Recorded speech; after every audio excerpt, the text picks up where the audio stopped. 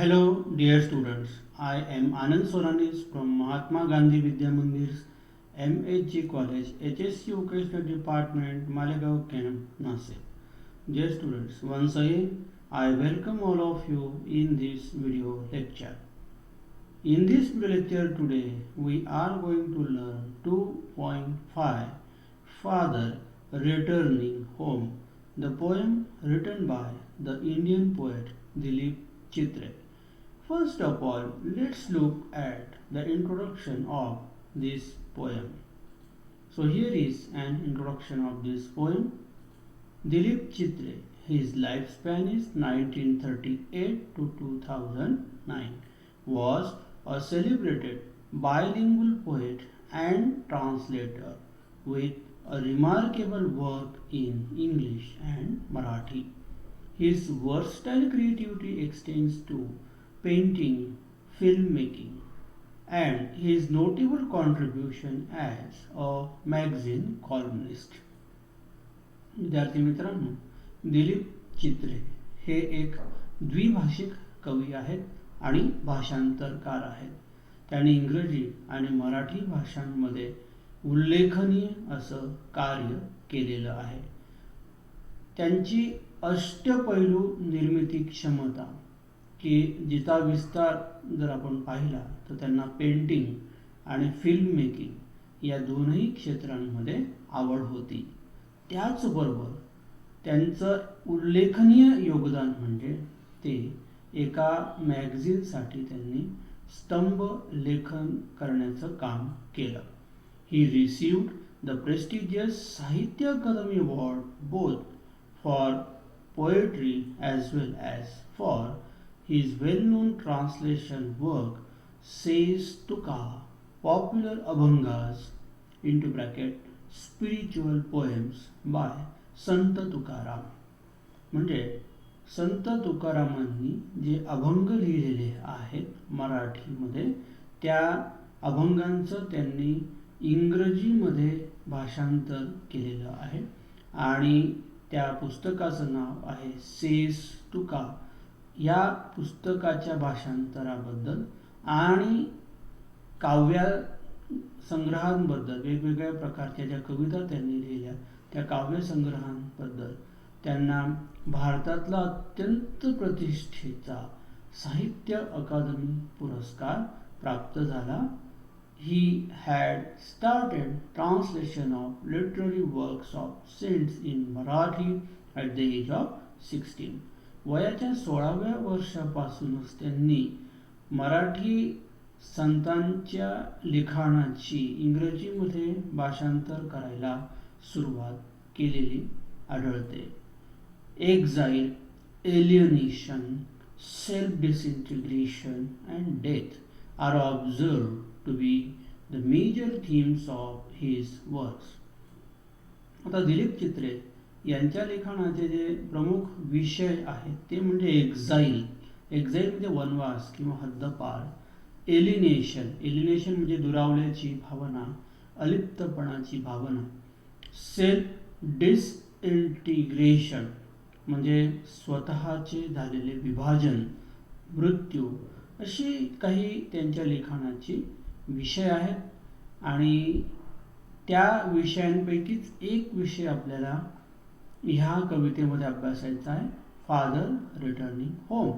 आता ह्या कवितेमध्ये नेमकं आपल्याला काय शिकायचं आहे हे आपल्याला पुढच्या पॅराग्राफमध्ये दिलेलं आहे.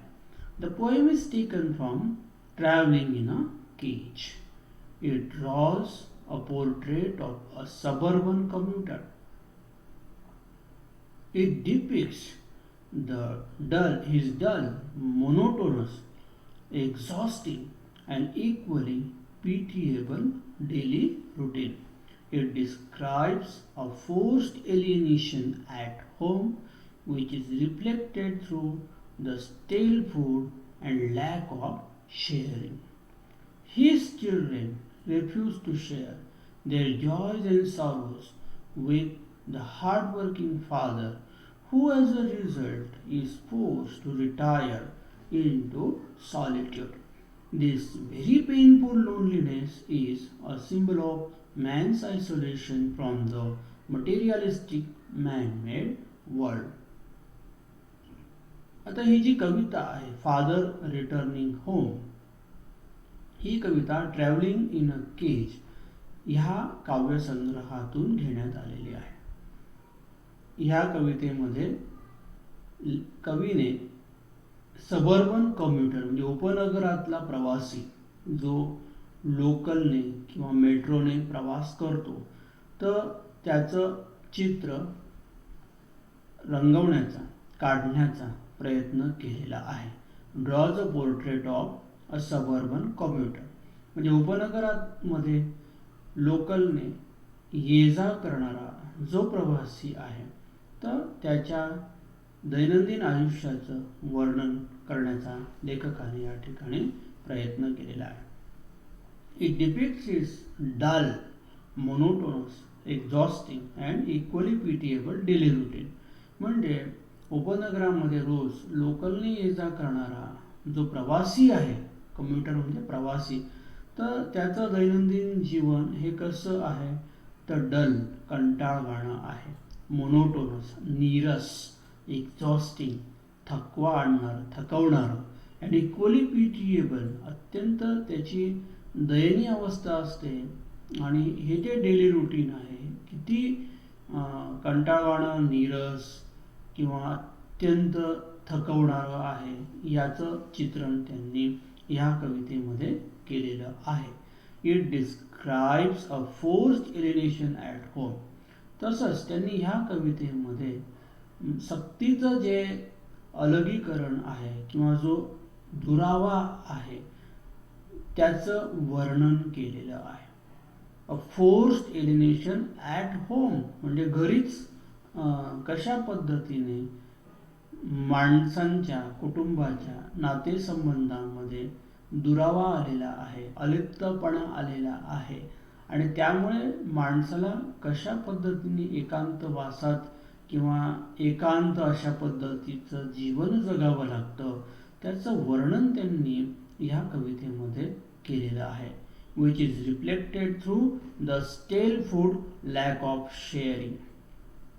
म्हणजे आता या कवितेमध्ये त्यांनी असं चित्रण केलेलं आहे की जो व्यक्ती म्हणजे त्यांचे स्वतःचे वडील जे रेल्वेने लोकलने प्रवास करतात, दिवसभर काम करतात, संध्याकाळी घरी परत आल्यानंतर त्यांचं घरामध्ये स्वागत करण्यासाठी किंवा त्यांना विचारपूस करण्यासाठी घरातली कुठलीही व्यक्ती ही हजर नसते किंवा कोणालाही त्यांच्यामध्ये इंटरेस्ट नाही आहे.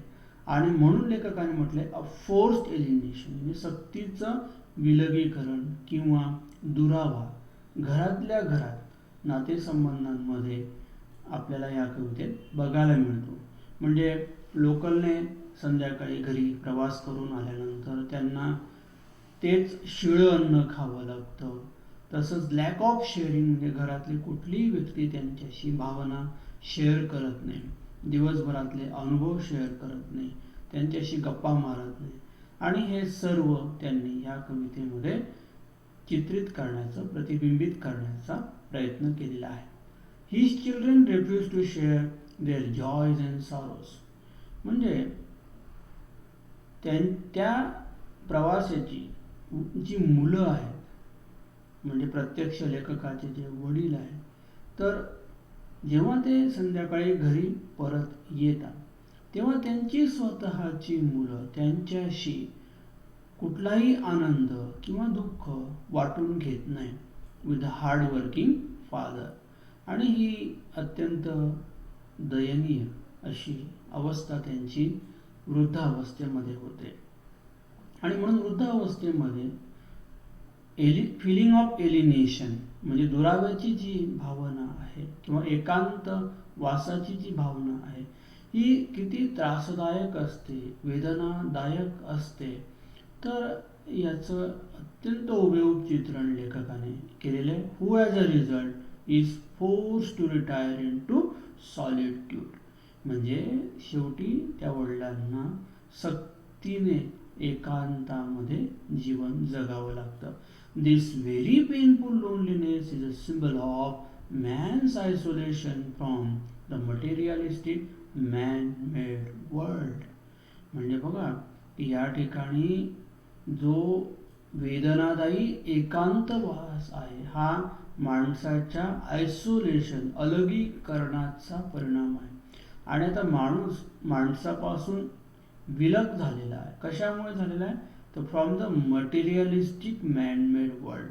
आपण जे माणसांचं भौतिक जग बनवलेलं आहे या भौतिक जगामध्ये माणूस इतका व्यग्र झालेला आहे, इतका बिझी आहे की त्याला त्या वृद्ध लोकांकडे लक्ष द्यायला वेळ नाही आहे. म्हणजे आपल्याला या कवितेमध्ये आणखीन एक विषय बघायला मिळेल की तो म्हणजे जनरेशन गॅप, दोन पिढ्यांमध्ये असलेलं अंतर आणि विरत चाललेला किंवा नष्ट होत चाललेला संवाद. आणि हा संवाद प्रस्थापित होत नसल्यामुळे वृद्ध जी मंडळी आहे तर त्यांच्यामध्ये अशा प्रकारची फिलिंग ऑफ एलियनेशन, दुराव्याची भावना निर्माण होते. त्यांच्या जीवनामध्ये त्यांना एकांत पद्धतीने जीवन जगावं लागतं. म्हणजे जी वृद्ध मंडळी आयुष्यभर कष्ट करतात, आपलं घर, आपलं कुटुंब उभारण्याचं काम करतात, आपल्या कुटुंबाचं पालनपोषण, संगोपन करतात आणि सबंध आयुष्य अशा प्रकारे जगल्यानंतर त्यांना आयुष्याच्या उत्तरार्धामध्ये किंवा शेवटी अत्यंत हलाखीचं, एकांत, अलगीकरण, दुराव्याचं असं जीवन जगावं लागतं. आणि ही जी वेदना आहे ही खूप प्रचंड मोठी आहे असं आपल्याला कवितेमध्ये कवीने सांगितलेलं आहे. तसंच ही कविता म्हणजे एक ॲटोबायोग्राफिकल पोयम आहे. ॲटोबायोग्राफिकल पोयम म्हणजे कवीने स्वतःच्या वडिलांविषयीचंच वर्णन या ठिकाणी केलेलं आहे.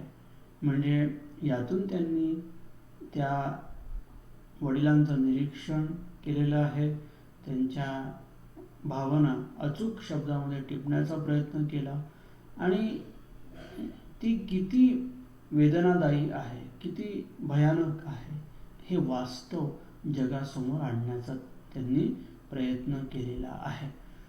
आता आधुनिक पद्धतीमध्ये आपण जीवन जगत असताना हा जो जनरेशन गॅप आहे हा अत्यंत घातक होत चाललेला आहे. म्हणजे दोन पिढ्यांमधलं अंतर मोठ्या प्रमाणात वाढतंय आणि हे वाढणारं अंतर दोन पिढ्यांमधलं जे जीवन आहे ते अत्यंत वेगळं करण्याचा प्रयत्न करत आहे. आणि त्यामुळे हा जो काही संवाद आहे हा नष्ट होतोय. एकोप्याची जी भावना आहे ती नष्ट होत चाललेली आहे. आणि म्हणून माणूस माणसापासून दूर चालला की काय, म्हणजे ही एक भीतीसुद्धा या कवितेमध्ये कवीने व्यक्त केलेली आहे. तर मटेरियलिस्टिक वर्ल्ड म्हणजे आपण सर्वजण भौतिक सुखसुविधांच्या साधनांच्या मागे धावतोय, पण आपण कशा पद्धतीने माणसातलाच माणूस बाजूला ठेवून आपलं जीवन कृत्रिमरित्या जगण्याचा प्रयत्न करतो आहे, ही एक पोचणारी भावना देखील ह्या कवितेमध्ये व्यक्त करण्यात आलेली आहे.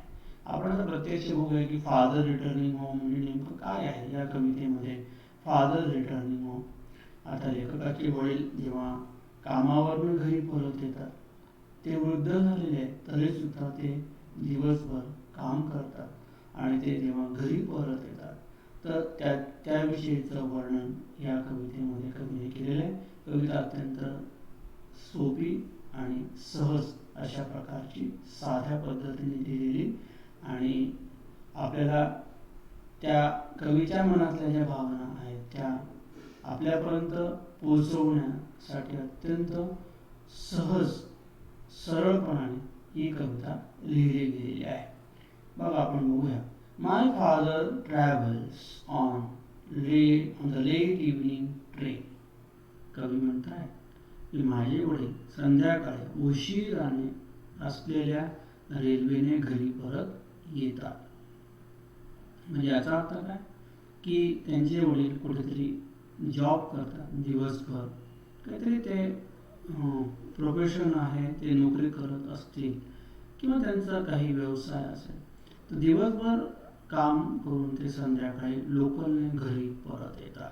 Standing among silent commuters in the yellow light.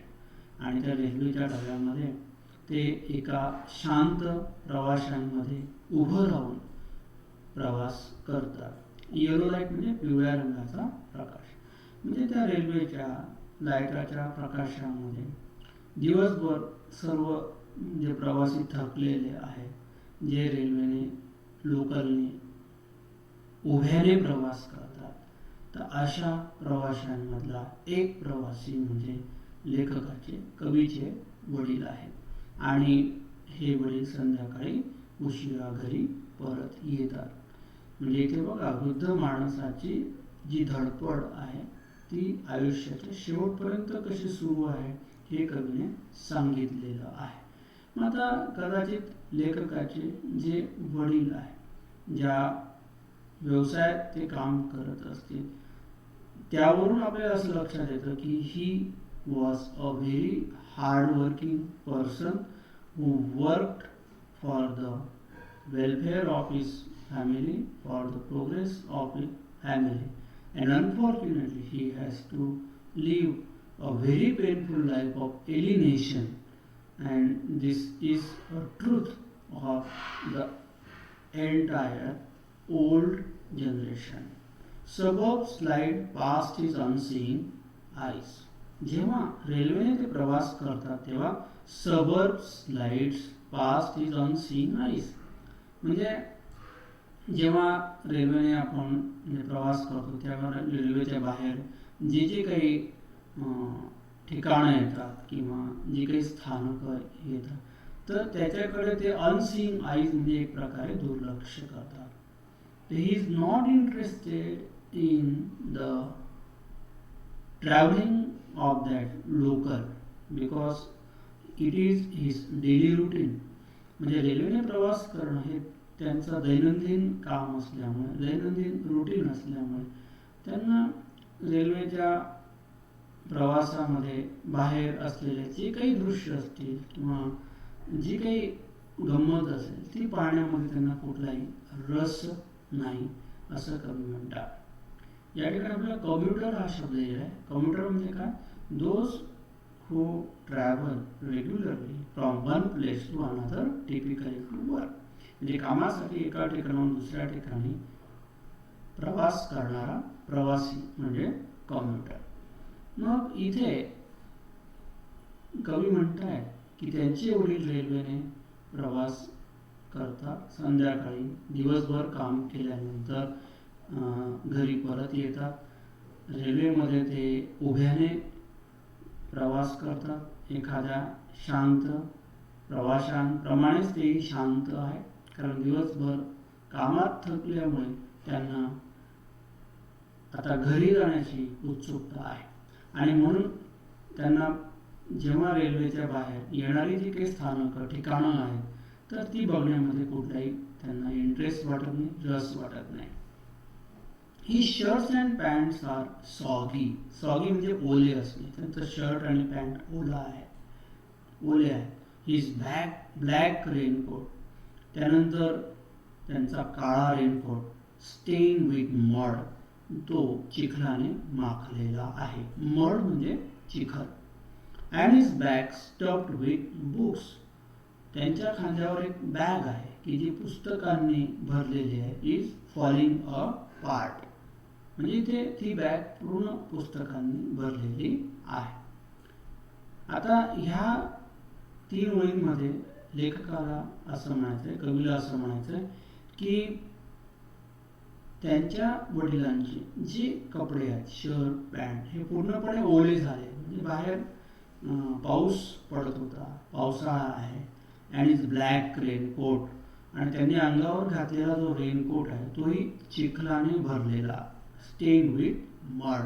And is bag stuffed with books is falling apart, आणि त्यांची जी बॅग आहे ती बॅग पुस्तकांनी भरलेली आहे. आता त्यांची बॅग पुस्तकांनी भरलेली आहे याचा अर्थ काय की त्यांचे वडील म्हणजे ही की सुशिक्षित आहेत होते. He was a well educated person.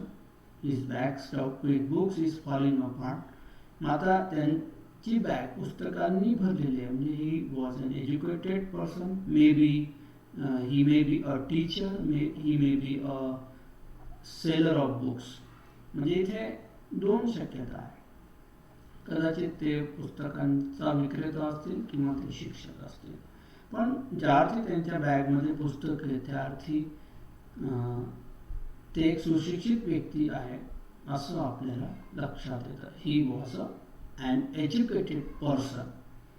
His eyes dim by age. त्यांचे जे डोळे आहेत ते वयाने आता डीम अंधुक झालेले आहेत म्हणजे त्यांची नजर कमी झालेली आहे. फेड homeward through the humid monsoon night. आणि दमट किंवा ओलसर अशा प्रकारचा जे वातावरण आहे पावसाळ्यातलं रात्रीचं वातावरण आहे आणि त्यामुळे त्यांना आता घराची ओढ लागलेली. फेड homeward through humid monsoon night. Now I can see him getting off the train. आता ते रेल्वेतनं बाहेर पडत आहे. आता इथे ही जी ओळ आहे की फेड homeward through the humid monsoon night. Now I can see him getting off the train.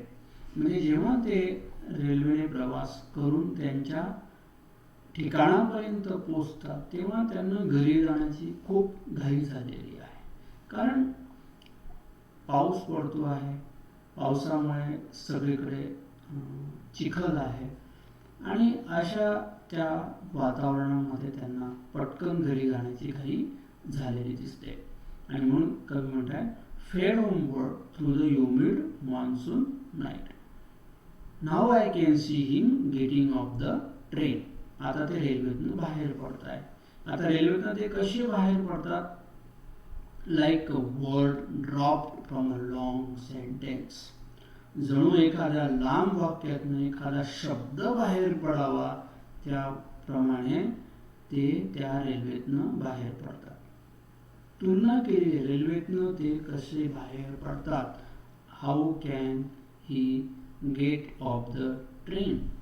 तर like a word drop from a long sentence. एखाद्या लांब वाक्यातून एखादा शब्द आपण बाहेर काढून टाकावा तशा पद्धतीने त्या ट्रेनमधनं ते बाहेर पडतात. आता या ठिकाणी आपल्याला सिमिली अलंकार बघायला मिळतो लाईक शब्द आल्यामुळे की how did he get off the train. आता ह्या ओळीचा अर्थ असा आहे की जसा एखाद्या वाक्यातनं शब्द आपण काढून टाकावा तसे ते ट्रेनमधनं बाहेर पडले म्हणजे he is an unimportant person for the world. जगासाठी ते फार महत्वाची व्यक्ती नाहीये असं कवीला सांगायचं आहे.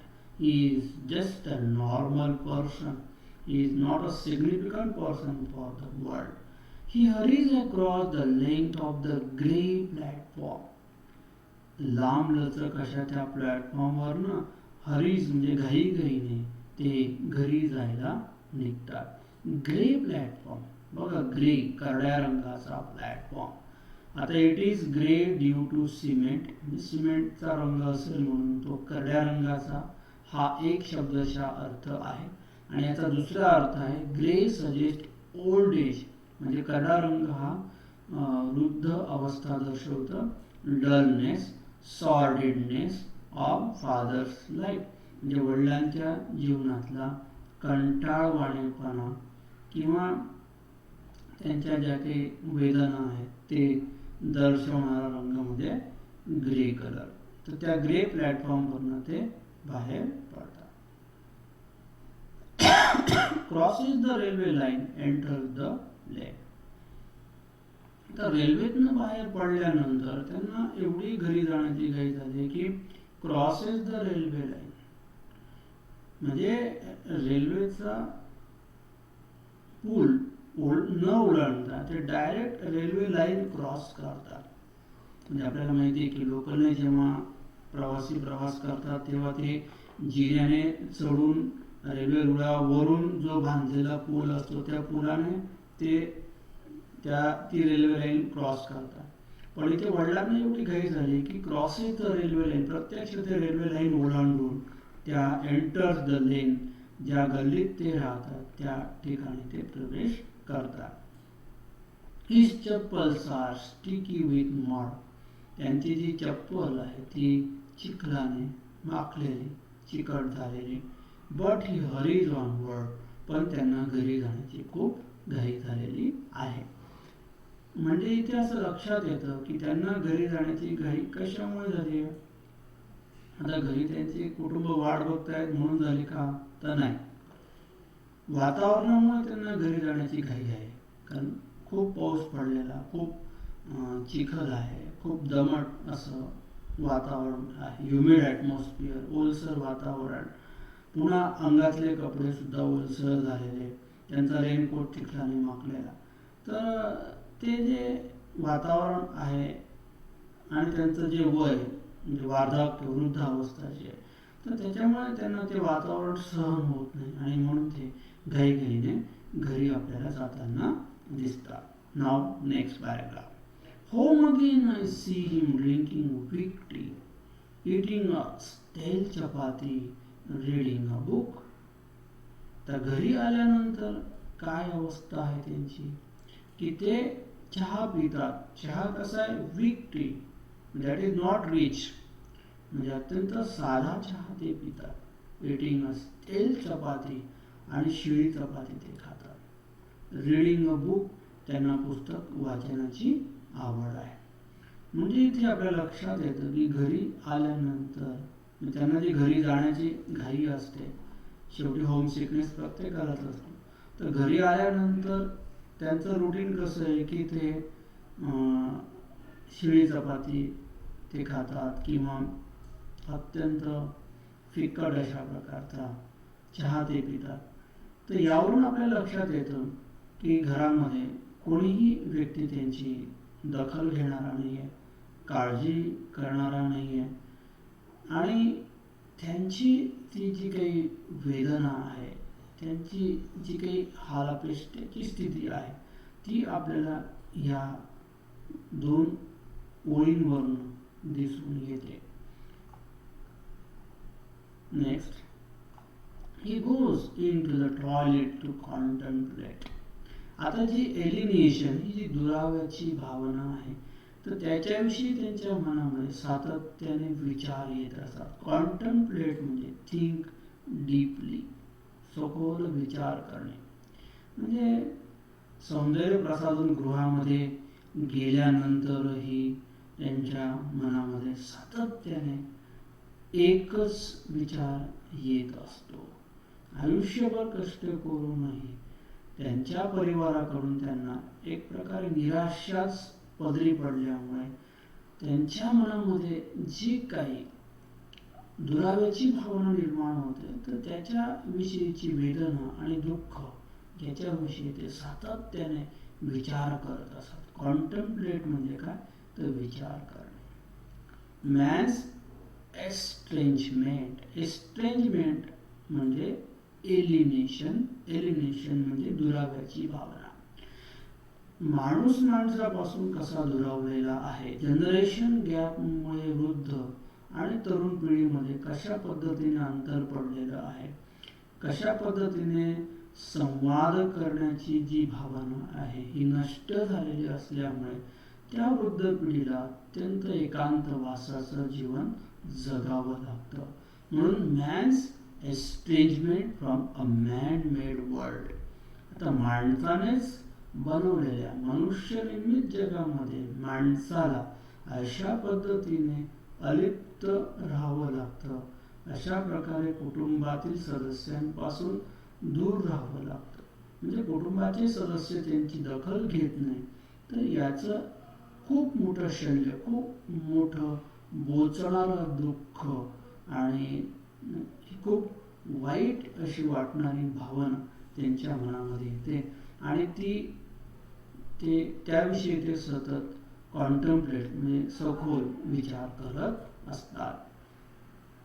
आणि मग सौंदर्य प्रसाधन गृहातून बाहेर पडल्यानंतर coming out he trembles at the sink. Sink म्हणजे जे काही बेसिन आहे, वॉश बेसिन आपण त्याला म्हणून सिंक म्हणजे. आणि मग त्या वॉश बेसिन जवळ आल्यानंतर कवी असं म्हणतात ट्रेम्बल्स, त्यांच्या हातापायांचा अक्षरशः कंप होतो. ट्रेम्बल म्हणजे कंप होणे, थरथरणे. Cold water running over his brown hands, आणि त्यांच्या त्या तपकिरी हातांवर जेव्हा ते पाणी धावतं पळतं, म्हणजे ते जेव्हा त्या बेसिनमध्ये आपले हात धुतात तेव्हा कवी असं म्हणतात a few droplets cling to the greying hair on his wrist. तर त्या पाण्याचे जे काही थेंब आहेत, ड्रॉपलेट्स, ते त्यांच्या करड्या रंगाच्या केसांना, रिस्ट म्हणजे मनगट, मनगटावरील करड्या रंगाच्या केसांना चिकटतात. परत एकदा सांगतोय, जेव्हा ते सौंदर्य प्रसाधन गृहातून बाहेर पडतात, वॉश बेसिन म्हणजे सिंकमध्ये जेव्हा ते आपले हात धुतात, त्यावेळेला जेव्हा त्या सिंकमधल्या नळाचं पाणी त्यांच्या हातांवर पडतं, ब्राऊन हँड्स हातांवर पडतं, तेव्हा काही थेंब हे त्यांच्या मनगटावरील केसांना चिकटतात. Cling to the greying hair on his wrist. आता हे वर्णन लेखक कवीने इथे का दिलेलं आहे, त्याचं कारण असं आहे बघा की त्या वडिलांच्या मनामध्ये सातत्याने एक विचार सुरू आहे, आणि तो विचार म्हणजे त्यांच्या मनात आलेली दुराव्याची भावना. आणि ही भावना कधी दूर होईल, कधी पुन्हा ते कुटुंब गुण्यागोविंदाने एकत्र नांदेल, पुन्हा त्यांना कोणी विचारणारा, त्यांची काळजी घेणारा कोणी कुटुंबातील सदस्य त्यांच्याकडे येईल का? तर सातत्याने हाच विचार त्यांच्या मनामध्ये सुरू आहे. आणि म्हणून जेव्हा ते सिंकमध्ये आपले हात धुतात, कंप पावणारा त्यांचा शेगावचा तोल जातो, किंवा जेव्हा त्यांचे हात कंप पावतात, आणि त्या वॉश बेसिनमध्ये जेव्हा ते आपले हात धुतात, तेव्हा त्या पाण्याचे थेंब जेव्हा त्यांच्या करड्या केसांवर चिकटतात किंवा लागतात, तेव्हा कवी असं म्हणतो की अजूनही त्यांच्यामध्ये जीवन जगण्याची दुर्दम्य इच्छा आहे. बघा, पाण्याचे थेंब फक्त त्या हातांच्या केसांना चिकटलेले आहे, म्हणजे still there is a willingness of living life. अजूनही त्यांची जीवन जगण्याची इच्छा आहे. Still he is hopeful of living a very happy life. He wants to overcome on the feelings of alienation. आपल्या त्या दुराव्याच्या भावनांवर मात करून आपलं जीवन ते जगण्याचा प्रयत्न करतात. म्हणजे इथे आशावाद व्यक्त करण्याचा कवीने प्रयत्न केलेला आहे की though his father is old, he is optimistic that he will have a very bright and happy life. म्हणजे वृद्धावस्थेमध्ये जरी ते वृद्ध झालेले असले तरी त्यांच्या वडिलांना असं वाटतं, त्यांना असा आशावाद आहे की आपल्याला अजून आनंदी आणि उज्ज्वल जीवन जगता येऊ शकतं. म्हणजे बघा की माणसाला शेवटपर्यंत, आयुष्याच्या शेवटपर्यंत अपेक्षा असते की आपल्याला खूप आनंददायी जीवन जगायला मिळेल. आणि दुर्दैव असं आहे अनफॉर्च्युनेटली की त्यांना सक्तीने लादलेल्या त्या दुराव्याच्या अलिप्तपणाच्या जीवनामध्ये जगावं लागतं, त्या भावनेमध्ये त्यांना ते जीवन जगावं लागतं. आता ही जी अलिप्तपणाची भावना आहे ही किती घातक असते, किती वेदनादायी असते, दुःख देणारी असते. आणि सबंध आयुष्यामध्ये आपण जे काही कष्ट केलेलं आहे, उभारलेलं आहे, तर जणू ते काही क्षणांमध्ये नष्ट झाल्याची जी भावना आहे, ही सर्वात मोठं दुःख निर्माण करणारी भावना ही त्यांच्या वडिलांच्या मनात निर्माण होते. His sullen children, sullen means bad temper. आता ठीक आहे ना, जी मुलं काळजी करत नाही, घेत नाही, त्यांची पर्वा करत नाही, अशी वाईट स्वभावाची मुलं, sudden children, have often refused to share jokes and secrets with him. त्यांच्याशी ते विनोदाने वागत नाही, मनमोकळेपणाने वागत नाही. सिक्रेट्स म्हणजे त्यांच्या आयुष्यामध्ये जी काही दुःख आहे ती वाटून घेत नाही. आता शेवटी वृद्ध अवस्थेमध्ये वृद्ध माणसांना अपेक्षा एकच असते की त्यांच्या कुटुंबातील माणसांनी त्यांच्याशी मनमोकळेपणे बोलावं, आनंदाने राहावं, त्यांची सगळी सुखदुःख शेअर करावी. पण त्या कुटुंबातले सदस्य त्या वृद्ध माणसांना अशा पद्धतीने वेगळं करतात की जसं मोडकळीस आलेलं घरामधलं जे सामान आहे ते जसं आपण बाजूला ठेवतो त्या पद्धतीने त्या वृद्ध माणसांना बाजूला ठेवलं जातं. आणि यामुळे त्या वार्धक्याच्या काळामध्ये, वृद्ध अवस्थेमध्ये जी एकांतपणाची भावना आहे, तर त्यामुळे त्यांना खूप मोठं दुःख सहन करावं लागतं.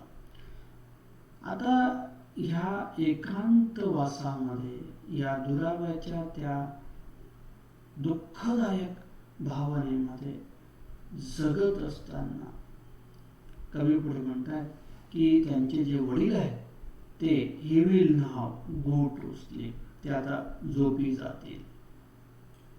आता झोपी जाताना पुन्हा त्यांनी अत्यंत सूक्ष्म आणि मार्मिक असं वर्णन केलेलं आहे की listening to the static on the radio. त्यांच्याकडे मनोरंजनाचं साधन काय आहे, तर एक रेडिओ आहे. आणि रेडिओवर वाजणारं जे संगीत आहे ते ऐकून ते झोपणार आहे. ड्रीमिंग ऑफ हिज अँसेस्टर्स, त्यांच्या पूर्वजांची स्वप्न पाहत ते झोपणार आहेत. अँसेस्टर्स म्हणजे पूर्वज. अँड ग्रँड चिल्ड्रेन, आणि त्यांच्या नातवंडाविषयीचं स्वप्न पाहत ते झोपणार आहे. थिंकिंग ऑफ नॉमेड्स, नॉमेड्स म्हणजे भटकणारे व्यक्ती, होमलेस पीपल, ज्यांना घर नसतं, जे एका ठिकाणाहून दुसऱ्या ठिकाणी प्रवास करतात त्यांना नॉमेड्स असं म्हणतात. नॉमेड मीन्स जी people travelling from one continent to another subcontinent, they are wanderers, they are homeless people. आणि ही लोक जी एका ठिकाणून दुसऱ्या ठिकाणी प्रवास करतात, ज्यांना घर नसतं, तर ही माणसं दुसऱ्या ठिकाणी जाऊन पुन्हा आपलं घर निर्माण करतात, पुन्हा आपलं आयुष्य उभारण्याचं काम करतात. तर अशा त्या नॉमेड्स विषयी ते स्वप्न बघतात. Entering sub continent through a narrow pass, म्हणजे एका उपखंडातून दुसऱ्या उपखंडात किंवा एका ठिकाणाहून दुसऱ्या ठिकाणी भटकणारी ही जी लोक आहेत, तर त्यांचं स्वप्न ते बघण्याचा प्रयत्न करतात. आता ह्या जे शेवटच्या 3 ओळी आहेत ह्या अत्यंत अर्थपूर्ण आहेत की while going to sleep the old people is listening the music on radio, he is dreaming of ancestors. आता ड्रीमिंग ऑफ ancestors म्हणजे त्यांच्या भूतकाळाविषयीचं ते स्वप्न बघतात किंवा त्यांच्या गत काळातील वैभवाचं ते स्वप्न पाहतात. अँड ग्रँड चिल्ड्रन, त्यांच्या भविष्यातील नातवंडांचं स्वप्न बघतात. आता इथे 2 काळ आलेले आहेत, भूतकाळ आणि भविष्यकाळ.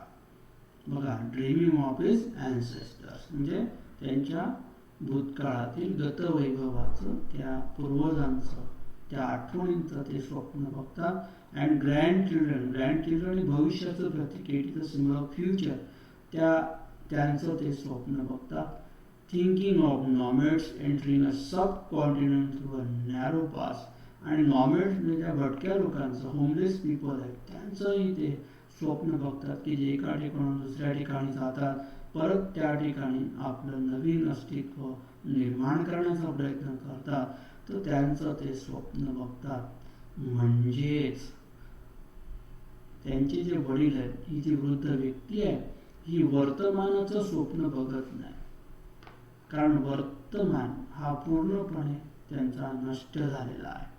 Present tense that is completely collapsed, that is completely demolished, damage due to the generation gap, due to the elimination. म्हणजे त्यांना वर्तमानामध्ये कुठलंही अस्तित्वच नाही आहे. they have no existence of presence or present tense. वर्तमान काळाचं त्यांच्या जीवनामध्ये कुठलंही महत्त्व न राहिल्यामुळे ते फक्त भूतकाळाचं आणि भविष्यकाळाचं स्वप्न पाहत झोपी जातात. So the present tense of this old people is very horrifying, very dangerous, very painful, very sad. म्हणजे ह्या वृद्ध माणसांचा जो वर्तमान आहे हा खूप खराब झालेला आहे. It is very damage. तो खूप त्यांना खूप दुःखी आणि वेदनादायक अशा पद्धतीचं जीवन जगावं लागतं. आणि हे सगळं कशामुळे झालेलं आहे तर कुटुंबामधला विसंवाद, नष्ट झालेला कम्युनिकेशन, पॉवर ऑफ कम्युनिकेशन, कुटुंबामध्ये संपलेले संबंध, निर्माण झालेला दुरावा, फिलिंग ऑफ एलिनेशन किंवा अलिप्तपणाची जी भावना आहे, एकांतवासाची भावना. तर ह्या सर्व गोष्टींमुळे दिलीप चित्रे या कवींना असं सांगायचं आहे की हा जो जनरेशन गॅप आहे हा आपल्या आधुनिक जीवनशैलीमुळे पडलेला आहे. म्हणजे जी मॉडर्न लाईफस्टाईल आहे लोकांची, जी खूप म्हणजे लोनली, म्हणजे आपण एकटं जीवन जगायचं आणि त्यातल्या त्यात जी काही वृद्ध मंडळी त्यांना अलिप्त ठेवून आपण जे जीवन जगतो, म्हणजे एकोप्याची भावना राहिलेली नाही आहे. स्वार्थी जी वृत्ती आहे ती मोठ्या प्रमाणात वाढीस लागल्यामुळे आपल्याला असं लक्षात येतं की आपल्याकडे आता जी पूर्वी एकत्र कुटुंब पद्धती होती ती पूर्णपणे नष्ट झालेली दिसून येते आणि विभक्त कुटुंब पद्धती मोठ्या प्रमाणात आपल्याला अस्तित्वात आलेली दिसून येते. आणि या विभक्त कुटुंब पद्धतीमध्ये मग तिथे जी बुजुर्ग मंडळी, वृद्ध मंडळी आहेत, मग ते आई वडील असतील किंवा इतर कोणी वृद्ध मंडळी असतील, तर त्या व्यक्तींना कुठलंही स्थान न देता एखाद्या अडगळीच्या सामानासारखं बाजूला ठेवलं जातं. कुठल्याही गोष्टीमध्ये त्यांचा सहभाग विचारात घेतला जात नाही.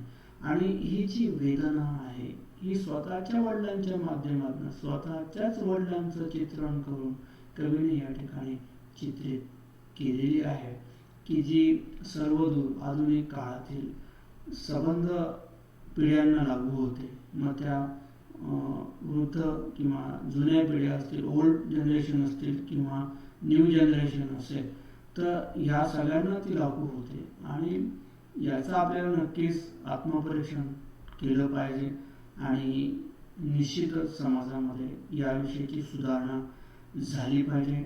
दोन पिढ्यांमधल्या विचारांमधलं अंतर कमी झालं पाहिजे. एकोप्याची भावना असलेलं कुटुंब वाढीस लागलं पाहिजे. म्हणजे माणूस आपल्याला जगवता आला पाहिजे, मग तो कुठल्याही वयाचा असो. तर हीच एक भावना कवीने या ठिकाणी व्यक्त केली आणि हाच एक मेसेज या ठिकाणी कवीने आपल्याला देण्याचा प्रयत्न केलेला आहे. तर आपण या ठिकाणी ही कविता संपवलेली आहे. तर मला अपेक्षा आहे की आपल्याला ही कविता समजलेली असेल, या कवितेचा विषयही आपल्याला समजलेला असेल. तर आपण ती पुन्हा पुन्हा वाचा. त्यातला जो आशय, कंटेंट आहे तो नीट व्यवस्थितरित्या समजून घ्या.